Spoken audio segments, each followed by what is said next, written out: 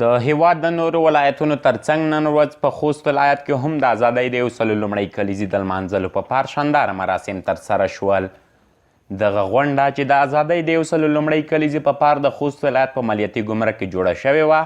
د خوست ولایت والي د ولایت مقام ګڼو اداري پلاو د خوست د امنیې قمندان او قمندانۍ ګڼو منصوبینو د ولایتي شورا پخوانیو او اوسنیو وکیلانو د هیواد پوځ او ملي پولیسو د خوست ولایت ګڼو ځوانانو سپین ږیرو اغلو ښاغلو د مدني ټولنو استازو او غړو ګڼو سرتیرو ورزشکارانو او د ولایت نورو علمي او فرهنګي شخصیتونو پکې شتون درلود. نه یوازې ځوانانو بلکې سپین ږیرو او عمر خوړلیو خلکو هم د ازادۍ تر نامه لاندې شعرونه زمزمه کول او د احساساتو د ښودنې په پار یې لاسونه پړقول او امنیتي ځواکونو ته یې د یو ډول مینې او ورورولۍ پیغام یې رایه کاوه. په دې غونډه کې ګڼو ځوانانو خپل ملي دودونه، تړونونه او د خوشحالۍ څرګندونې کولې او د هیواد د وګړو لپاره یو ښه د شادوشۍ پیغام هم درلود چې په دې پار ګڼو موسیقي غږونکو او هنرمندانو هم ګډون کړی و.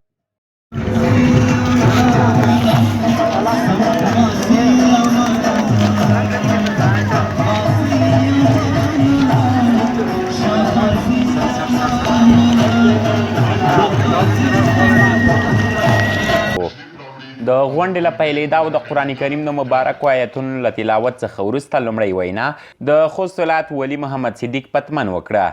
د وینا ډیره برخه په حماسي اشعارو ښکلې کړه او په غبرګون کې خلکو هم خپل ملي بیرغونه ښورول، لاسونه یې پړقول او نارې یې وهلې.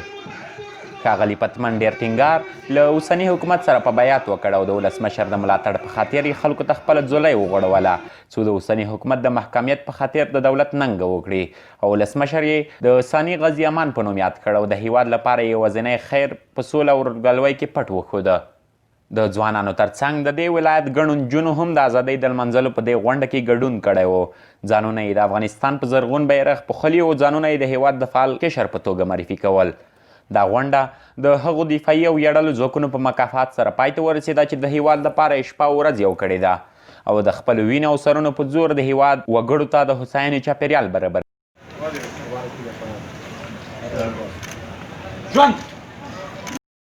کوچنی فیلسوف، شور نیوز، خوست.